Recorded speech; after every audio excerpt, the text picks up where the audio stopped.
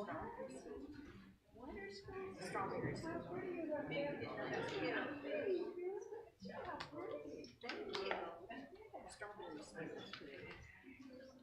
Kids at farmers. You have that 3 months of strawberries or you get apple pie.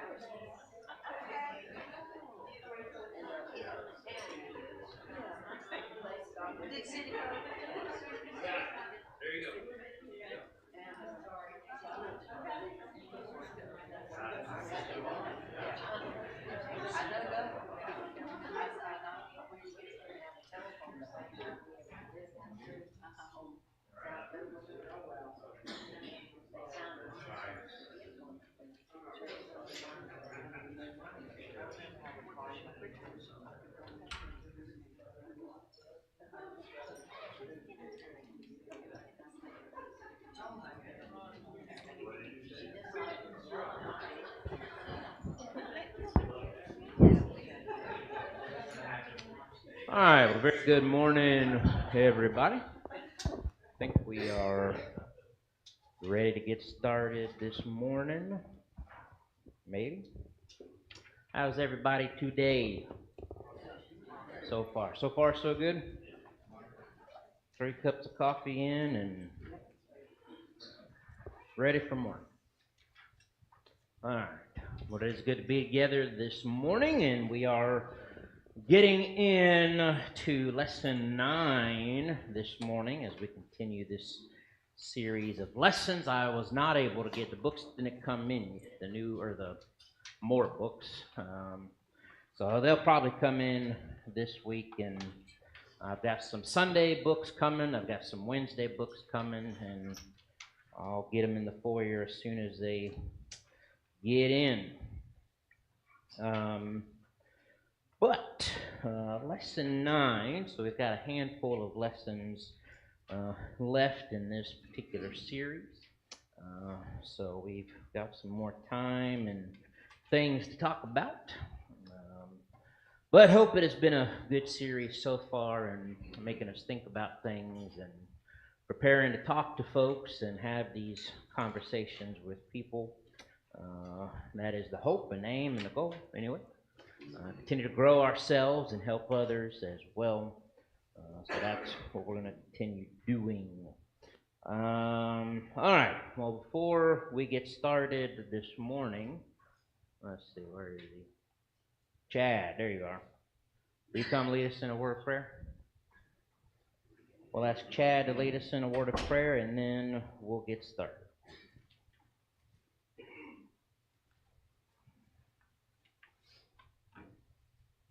Good gospel. Dear Lord, our most loving and gracious Heavenly Father, we come to you this first day of the week to meet together to worship you, to praise you, to learn more about your word, and learn how to apply it to our everyday lives so that we may be better people, better neighbors, and live life the way that you would like us to. Lord, thank you for everything that you've given us, our homes, our health, our phones, our vehicles. We're so gracious. We're so thankful, Lord Jesus, for everything that we have. We're just blessed. Be with us throughout the service that it may be uplifting to not only us, but to you. May we do it in a worthy manner for you. And please be with us and guide us throughout this week. Keep us all safe and sound. In Jesus' most precious name I pray. Amen. All right, who are we talking about today? All right, so we're talking about the Masons, we know them as, or the Masonic lodges and stuff like that. Maybe you've heard the name or familiar with Shriners, connected there. And as we go through this stuff, we know, maybe some things have changed over time. Maybe not everybody's the same, but we're at least hitting some historical roots in ideas, and at least kind of know where a lot of this came from, at least how it started. And then we'll just have to determine, how much of this is still being done today, or, what have they changed or not changed. But it also is helpful to know the history, especially if you're going to be a part of something, to know what started it, what ideas, where it came from, all of those good things. So we're talking about the Freemasons. Maybe you've heard that as well, referred to as Freemasonry. But basically, the author says that it is a secret order of men numbering some 3 million just in the U.S., with about 15,000 lodges, although he acknowledges that the numbers are decreasing. So some of the groups we've talked about have continued to grow and increase and thrive today. But then there are some that actually, are not thriving as much, but they're still around. They still exist. It's still going on to some degree. He does acknowledge as well that many who do get involved in the Masons don't really realize or understand what the true message of it is, or maybe even more so, maybe they don't understand the history. They don't understand the background. They don't understand, what the purpose and how it all got started. But instead, they, just think of the good things, which he talks about. Some of the reasons most men join is either one, what? What's the first one in the introduction? All right, so just peer pressure, or they've had family. Maybe it's a family thing. Their grandfather, their father, their peers, friends, maybe even. So that's why they join. What's the second reason? All right. So maybe they're just looking at it as a business opportunity to mix and mingle, get to know some contacts, people in the community and various things, and that's what they're thinking of it.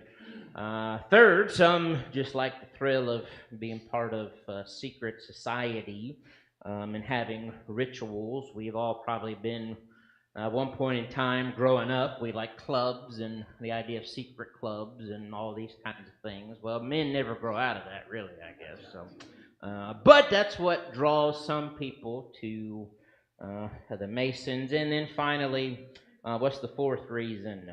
Get away from their wives. Well, Chad says, I'll let Shelly know that. Shelley's teaching. All right, I'll let her know after. So I don't make comments like that. But all right, so some just look at it because of their works of charity, which it is true.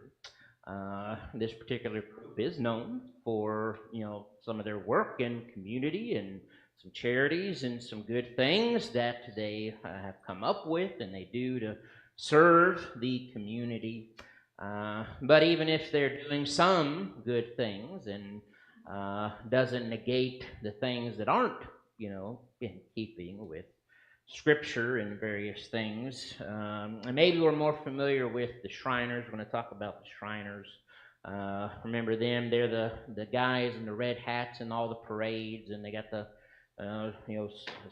advertising their group. Or you think of the hospital, Shriners Hospital, and things like that. But it's important to know, who is this?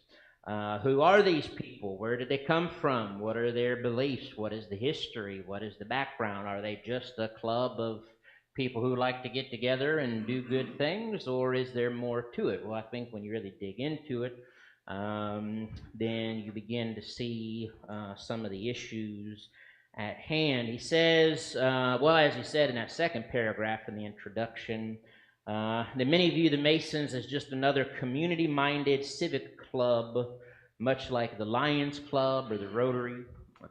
We've heard of those as well. And he says the Masons, many are quick to point out that they claim they're not a what? All right, so they'll claim, no, we're not a religion. It's not about religion. It's just a community group, social club, yada, yada, yada. And maybe for some that could be true. I can't speak for everybody. Maybe that's why some do get involved with the Masonic lodges and all of that. But again, if you're going to join something, I think it's important to know, okay, what started this group, what's at the heart of this group, lest you become part of something unknowingly that really you don't want to be a part of or don't need to be a part of or support in any way.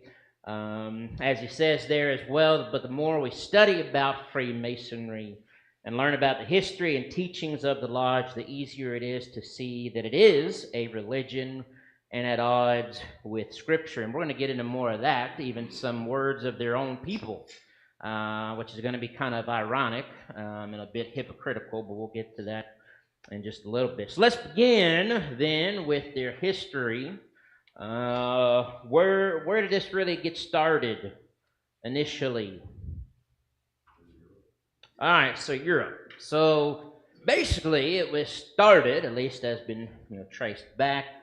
These guys, when the great cathedrals in Europe were being built, these masons, these workers, that basically the stone masons, that's where they end up getting their name from. They formed these unions to help their fellow craftsmen, and so some, not everybody, date the lodges all the way back to those guys, the construction workers who started these unions, started these groups together, while others go back even further than that.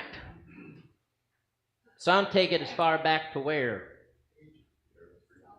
Well, interestingly enough, all the way back to Solomon's temple. Now, as the author says, I don't know where in the world they get that from, although they claim they're following, it kind of got started with somebody they claim is this Hiram Abiff, which we've just been talking about, Solomon building the temple in our Wednesday night class. And I don't believe we've been introduced to an architect by the name of Hiram Abiff. There was Hiram, king of Tyre, but he was not the architect. There was also a Huram or Hiram in Hebrew, but what was his only job? If you're here Wednesday night, what's that? No, not the stone. Well, there were stone cutters, but he had a different job. Yeah, the metal worker. So Hiram, not Hiram, king of Tyre, but a different one.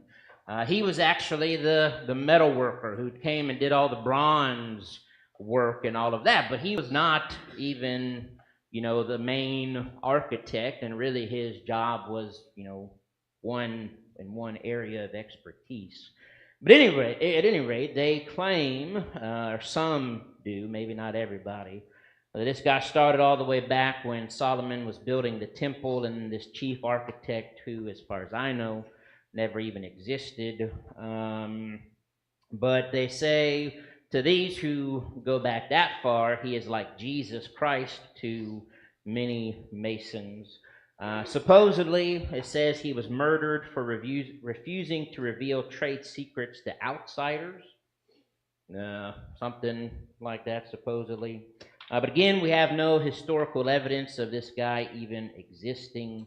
But most historians believe Masonry, as known today, dates back really to the 1700s. And so there's some ideas, there's some difference of where exactly it got started. But there are some possibilities and some things that people do believe there, and where this stuff came from. We're going to talk more about a guy a little bit later who became very influential in this.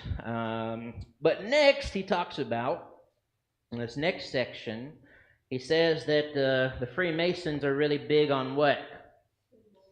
All right, symbology. Symbols.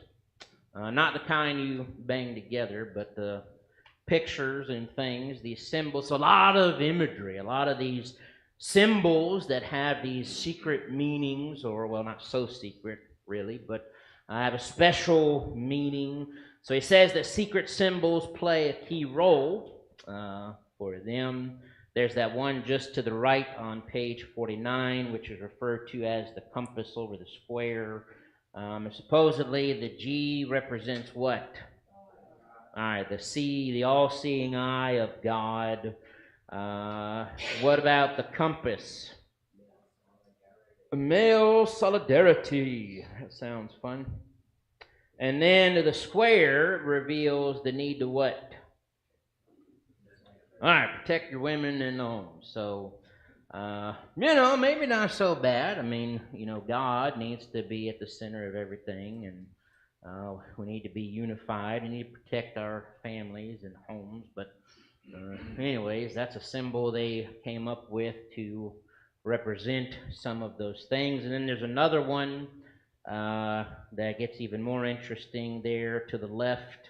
The 5 points of fellowship, and then he lists the different parts, because you see there some feet together, knees together, shoulders or chest, head. So it's all about helping your brother, praying for your brother, keeping the secrets, assisting your fallen brother, and whispering good counsel. So yeah, that sounds fun, like a fun club to be a part of, I would think. But at least that's some of the imagery, some of the symbols they came up with, and things that they mean. Now, something really interesting about that is traditional Masonic symbols actually come from where? Mormonism. All right, so Mormonism. So it's either just a really big coincidence that they both have similar things, or it is true that Mormonism had an effect on these guys who came up with Freemasonry, which actually, what we've learned is several different things. So the Freemasonry is almost kind of a melting pot of all kinds of religions and ideas and things they've kind of pulled from other. So it's not necessarily cut and dry like one thing. They've sort of brought in different pieces from different things, and one of those that it has in common is things from even Mormonism. And we've already talked about Mormonism. So he says, again, the square and the compass, the all-seeing eye, has ties very rampant, he says, in Mormonism. Mormon initiates, like their Masonic counterparts, wear special kind of clothes, shoes, hats, aprons. They give special grips, signs, approach altars, etc. Over both rites hangs a heavy atmosphere of secrecy. So he says there's an amazing similarity between the temple rites of Mormonism and then the Masonic Lodge ordinances. And so again, it's either a really big coincidence that they happen to be really alike, or there is a connection, there's some ties that they've pulled some things from Mormonism, which Joseph Smith, who's the big guy to the Mormons, claims to have received his ceremonies by revelation. But the truth is, we find out, what was Smith? He was actually a Mason himself. So there you go. And he borrowed heavily from his Freemasonry experiences. So Mormonism kind of coming, I guess, from the Masons, and all connected again, pulling different things. He says the similarities are too obvious to miss. Miss Jimmy, did you have something? No? Okay. So that's an interesting aspect of Freemasonry, is all of the symbology and the rites and the ceremonies and the special clothes and different things. Which, again, how much of this comes from the Bible so far? Well, not in my translation anyway. So far, we've not seen anything. All-seeing eye of God, that's technically true.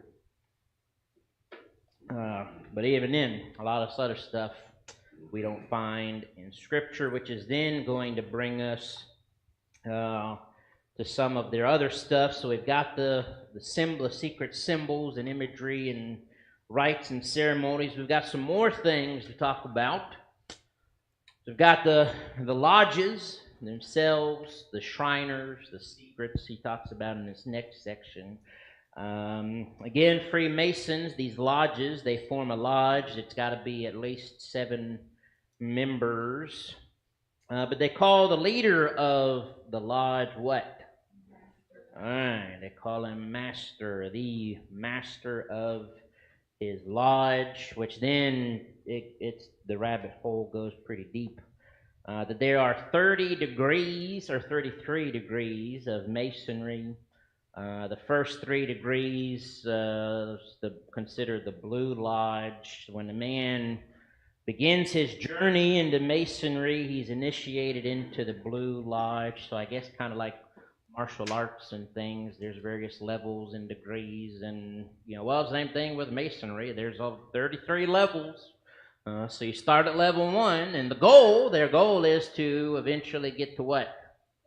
33, and we're going to talk about that in a little bit more. That's the highest level you can attain. But he talks about a few things when you first get started. You've entered apprentice degree and a fellow craft degree, then a master mason degree, and so on and so forth. And as you work your way up the degree ladder, what are you then given? Top of page 50, at least page 50 in my book. More information. There you go. Which kind of fun, I don't want to get ahead of myself. That's in the next section. I think it was in one of these sections where basically you almost enter into masonry blind. You sign up saying, hey, yeah, I want to be a mason. I'll be committed. I'll be faithful. And it's not until you start working your way up the ladder that you actually get to know more and more stuff about the Masons. More truths are revealed about Freemasonry as you climb the ladder. At degree 32, a Mason may petition to become a what? Shriner. So that's where the title, the name Shriner comes in, which is the most celebrated of the Masons. It is, the top. It's the highest level you can get to is to become a Shriner. And we're going to talk about them here next. Wayne? It's funny that they pull back information from them. Yeah. Until they get really, really deep into it. But they also make them swear not to tell any of the secrets. Yep. They don't even know what those secrets are. Yeah. And I think that's what he's going to say. I think that was in this next section, or in the next section. No, you're good. That's what I was thinking too, is, if I'm going to join something, I want to know all the information before I sign up and agree to something. May come to find out it ain't exactly what I want to be a part of. Earl? I have a real close friend was a Mason, Yeah. and we talked a lot. He said, if I'd known all the secrets, I'd never joined. Yeah. It's good. Yeah, and that's how they get you, which, you can walk away, which some have. Some have at some point found out, that they don't like what they find out, and they walk away from it, which I've heard is not easy. It's not easy to get out, kind of like almost a game. You can't just say, okay, I'm done, see you later. But yeah, that's part of the problem too, which we'll talk about in that section on secrets. Is they you sign up, they get you. Oh yeah, you want to be a part of our group, but they don't tell you everything until you start climbing the ladder, and then find out things that are disgusting or wrong, or things that are not good, as Earl said. But then we come to these Shriners, which again we may be more familiar with, and maybe we've always wondered. I know I have. The Shriners in the parade, and these guys in the red hats, and so on and so forth. And I didn't really know much about them, but Shriners they are the highest level of Masons. They do wear those red cap things, which is called a what? There you go. There's a fun word, a fez. And supposedly, some have connected this back even to Muslim gangs, that in the 8th century, Muslim gangs overran the Moroccan city of Fez and killed anyone professing Christianity. As a result, the streets of Fez ran red with blood, and so the Muslim murderers dipped their caps in the blood of their victims, and thus the blood-stained cap became a badge of honor. Shriners wear the same red fez today, upon which appears the notable Islamic sword and crescent moon. So, that's an interesting connection and bit of history there. How many, Masons realize that today? I don't know. Maybe maybe there's many that don't even know that or don't even think that that's where the red hat comes from. But apparently history tells us a little differently. So that's where that came from. Now that may not be, to be fair, maybe today a lot of them they don't wear it, to support, Islam and killing Christians. They just wear it because that's what you do, but don't realize maybe the history of where it even came from in the first place.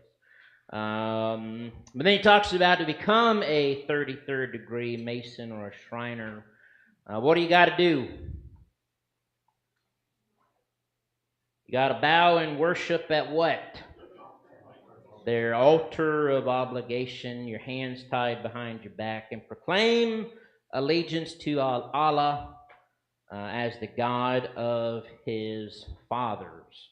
Now, do they still do that today? I don't know. I'd have to look into it some more. But at least at some point in time, that's what they were doing. And that's where you start to see there's, things, little connections to different things, which, as the author says, and I would agree, no Christian has any business being part of the Masonic Lodge or the Shriners for various reasons. There are a lot of reasons.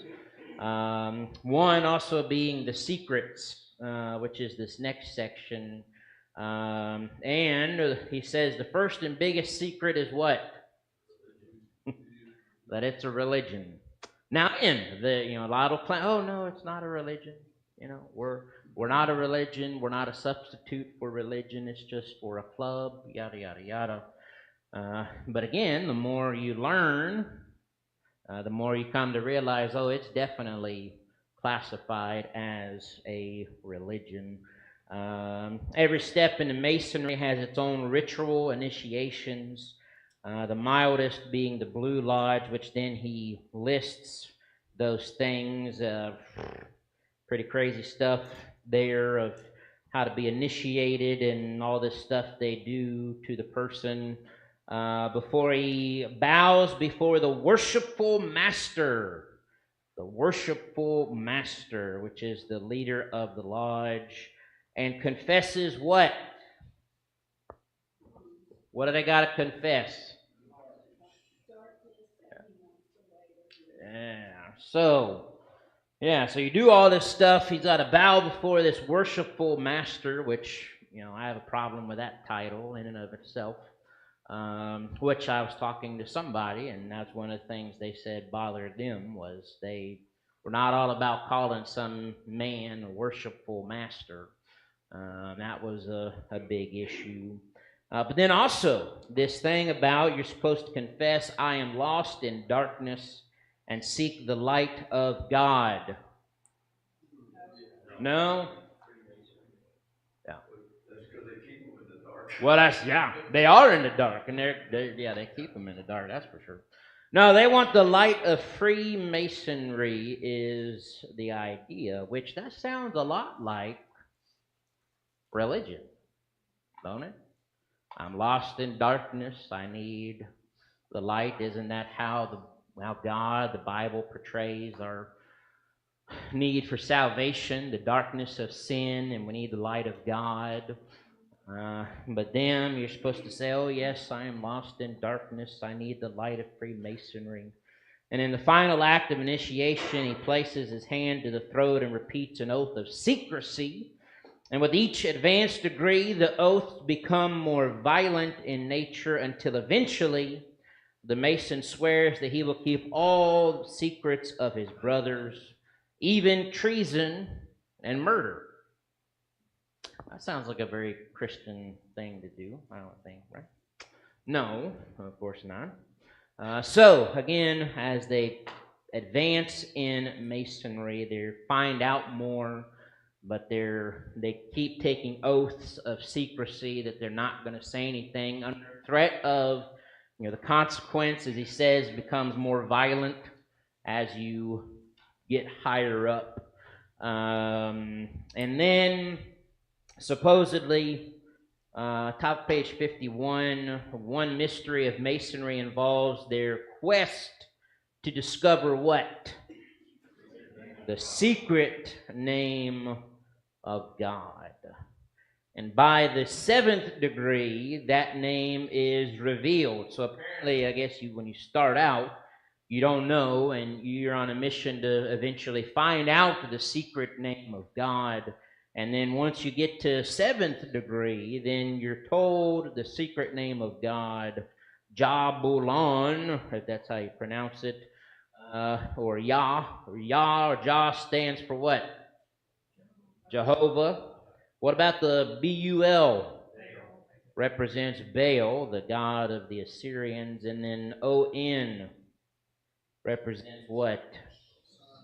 All right, so the quote-unquote ancient deity Osiris. So you kind of see a combination of all of these different names. And supposedly that is then the secret name of God, which is not so secret because,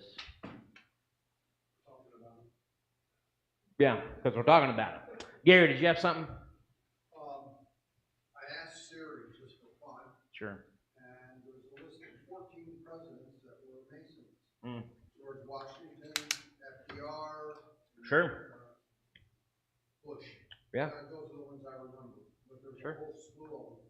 Yeah. 14. Yeah, it's kind of like in a lot of our other lessons, which he's shared. There's some famous people that have been part of these different groups, and there's some famous people of history that have been part of the Masons and been known as the Freemasons. What's that, Chad? I don't think you can really say that the Mormons or that the Masons took stuff from the Mormons if the Masons were around way before the Mormons. Yeah, I think I might have got that backwards. I think that Yeah. the Mormons would steal stuff from the Masons. Yeah. But second, Right.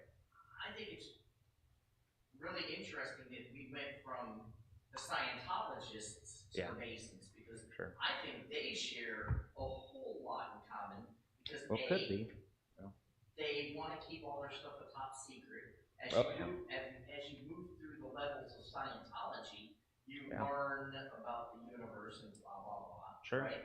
Oh yeah. But that's the same thing that the Masons are doing. Hey, as you go through, you're going to know nothing, and we're going to teach you everything. Yeah. Oh yeah. But you have to do certain acts or donate money and do stuff to get up to those different levels. Oh yeah. And Scientologists threaten their members as they go up. You can't tell people what you've learned, and they threaten them with death also. Yeah. Oh yeah. Same kind of with the Masons. Oh yeah. And so I think that those two. Sure. And as the Masons grew, Gary's perfectly right. Tons of early Americans were presidents. Ben Franklin were all about Masons. Yeah. And I did this whole huge study that went into about Masons and the starting of America and how much Mason-related iconography is involved in money in the United States. Oh yeah. And there's a lot of markings within the different monuments in Washington, D.C. Right. But they went after politicians, very important people, where Scientology actually targets famous people and actors and actresses and musicians. So rich people, Oh yeah. But they both are actually going the same direction. Just one they focus on politicians, the other one focus on Hollywood. There's definitely some similarities. So I think that they really kind of run a parallel line. Very similar. Yeah. which one person that's really important in Masonry is who? All right, so this guy named Albert Pike, who is said is recognized as the most authoritative voice in the history of Freemasonry, which means, I mean, this guy says something and it's, basically Bible to them and about them. And he lived from 1801 to 1891. He actually wrote a book called what? Morals and Dogmas. And it remains, he says, as the Bible, quote unquote, to Masons. And what was his special title? Sovereign Grand Commander of the Masons. Sovereign Grand Commander. So he was pretty, I kind of like that. Travis, can I get that on my name tag? Okay, all right. Just kidding, just kidding. So, yeah. Oh, sure, yeah. The men are always good about coming up with all kinds of titles and different things, elevating themselves. He was actually that for 32 years. It's a pretty long time. And this is what is kind of hilarious about this whole thing, is he, the sovereign grand commander of the Masons for 32 years and is acknowledged as the most authoritative voice of the Masons, he himself taught openly that Freemasonry was a what? Religion. Well, wait a second, there's a contradiction. I thought they said, oh, no, it's not a religion, it's not a religion. But the guy who became most prominent to them himself openly said that it is a religion. What do you say about Jesus? He's a good guy, He's equal to other good teachers like Confucius, and that the first Masonic teacher was actually who? I mean, this is a melting pot of a whole bunch of different things. We'll just kind of mix it all together. We'll focus on the good things, and sure, throw Confucius in there, throw Buddha in there, and, we'll just keep going. He actually himself said that every Masonic lodge is a temple of religion, and its teachings are instructions in religion. So claiming to be the center of one universal religion, he pronounced Masonry as the universal, eternal, immutable religion, such as God planted it in the heart of universal humanity. The ministers of this religion are Masons. So according to this guy, who was most prominent among the Masons, and that they treated almost like God or a messenger from God, he himself was all about, yes, Masonry is religion.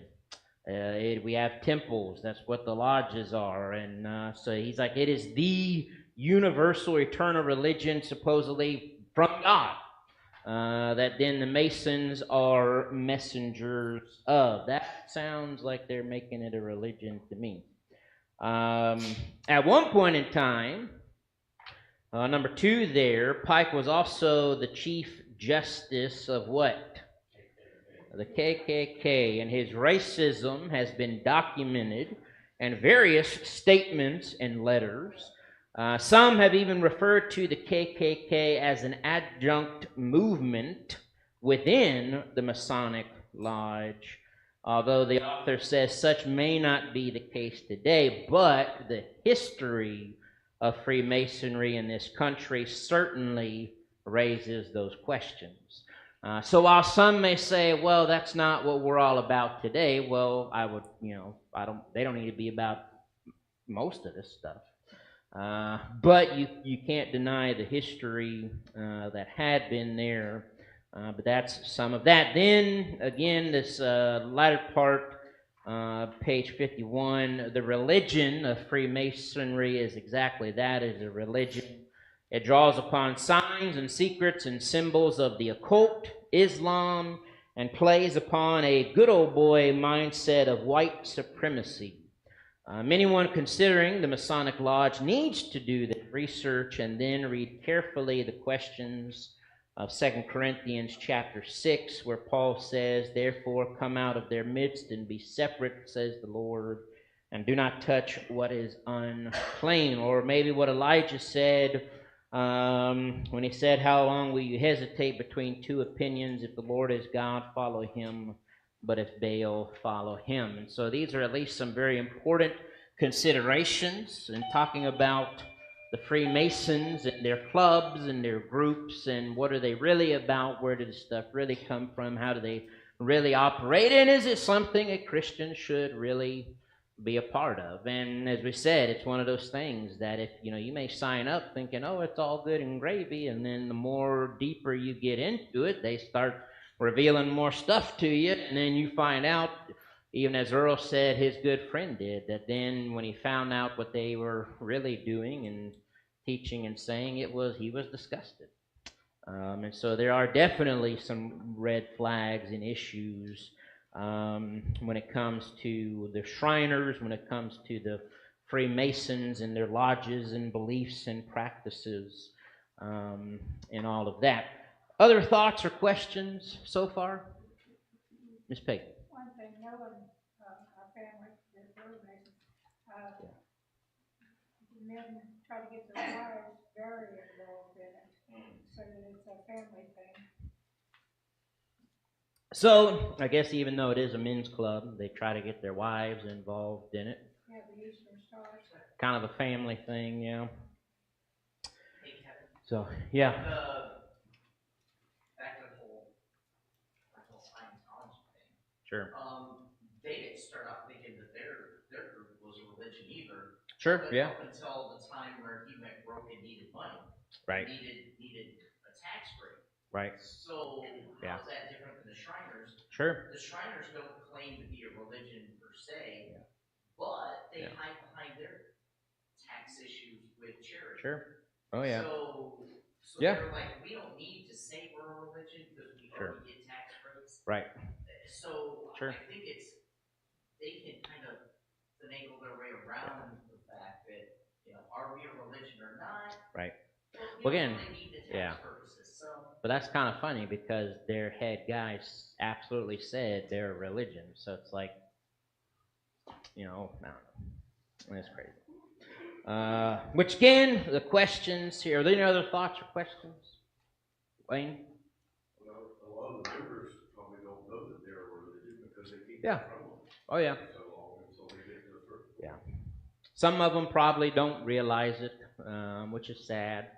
But hopefully they'll eventually find out and come to their senses and all of that. But Travis? Kind of along the same thought, I was wondering when I was reading this about why would they want to keep it a secret that they're religious? But I think the answer is if you say you're a religion, then you have different members of your group, Masons, that say, well, wait a minute, I'm Baptist and I'm Baptist and I'm this. Right. And so then there's that splinter. Right. Yeah, and I think that would be the issue. That's why they want to keep it. Why they wouldn't want to be considered a religion is because then that would exclude a whole lot of people who would say, well, no, I'm, following God, Christ, the Bible. Yeah. Go ahead. I know my father was Mason, blue, whatever it is, the first degree. He was in it just for a few months. Yeah. And I know he told me one time, he said, when they got to that point where I'm lost in darkness and seek the light of Freemason, and he started seeing the religious aspect of it, and then he said, I don't want no part of this. Yeah. And he still wouldn't, and he still wouldn't until the day he died, reveal him the secrets, because he took an oath not to. Yeah. He wouldn't tell me about that. Sure. Well, and that has happened. That people do. They join it, but then as time goes on, they get to a point where they're like, I don't feel comfortable with this, and then, they leave or try to leave. But depends on how far in you get, I guess. And that would be the thing, is if you are a part of anything, and you get to a point where you're like, I don't think this is, then you should leave and stop being a part of something like that. We got, all right, we're about out of time. Joseph, did you have something? Yeah. My question is in page 19 about the symbol. Oh. Okay. Sure. Do they admit women as a member? Well, I don't think so. No, but they do try to, I guess, involve the women. I don't know. They're not involved in any of their, whatever they call it. Yeah. Yeah, my mother was Eastern Star, but she quit the same time I did. Okay. They're Yeah. separate. Eastern cars, So, yeah. similar track. So they kind of have their own little groups on a similar track. So, yeah. My follow-up is, Sure. if you look at the symbols of the Muslims, Right.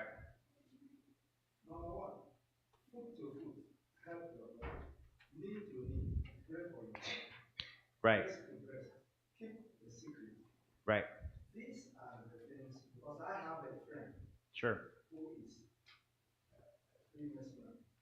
Yeah. In Nigeria. He pride himself of as a father, to him, Yeah. a lot of things. Sure. But he is supporting today's government in Nigeria. Yeah. But when things come, he does not stand because it is cost of the government today. Yeah. The first question was, do they admit women? I think they do. Right. But if they have, I don't know. Yeah. But the second one, can do Christians need to fear them? Because people fear, because they are, most of them are in the government, Sure. they are top government officials, Sure. they look over benefits in Nigeria. Sure. Yeah. So a Christian has fear being of this. Well, I don't know about fearing. I would definitely be mindful and be praying about it for sure. And as we are told to pray for our leaders and hope they do the right thing. But I think we just keep our faith in God. We keep doing what we know is right. And I think that's about all we can do. And try to talk to some of these folks and about these things. But at the end of the day, that's something they're going to have to figure out. So, Miss Gemma? Ephesians 5:11 and 12. They Yeah. have no fellowship with the Yep. unfruitful works of darkness, but rather expose them through the shame. Right. Even to speak of those things which are ordinary secret. Sure. Yeah. Not a lot different. Any other thoughts or questions? Yes.